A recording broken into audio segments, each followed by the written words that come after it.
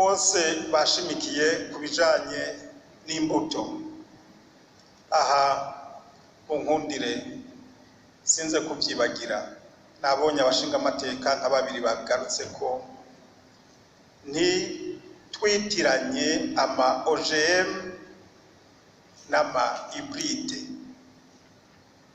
kuko hariho benshi babyitiranya.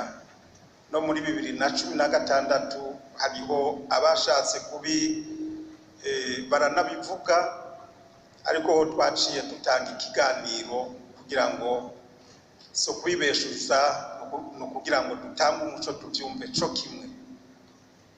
Ama OGM abantu bize ibintu bijanye na biology ni kibazo kijanye n'amajene. OGM ikigori ukuvuga ufata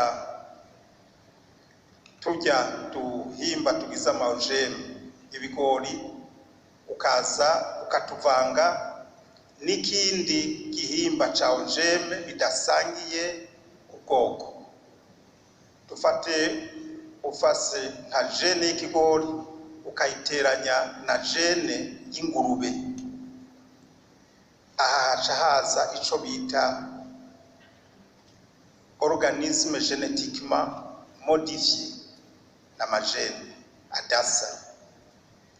Mugabo hybride ufashe ikigori, gene y'ikigori kikarigwa n'ingwara, mugabo kikimbuka cyane gose, ugaca ugenda ugafata iyindi gene y'ikigori kirindi ingwara, mugabo kitimbuka cyane, ucuronka ikivyagwa c'imbuto gifise izo mpano zibiri. No kuvuga ikivyagwa kizoba kirinda ingwara hanyuma kikanimbuka. Ngibi akarorero gasanzwe kumvikana kari hagati ya OGM na hybride. Abantu rero benshi bama bibaza yuko izi mbuto za hybride dutera n'ama OGM sivyo na gatoyi.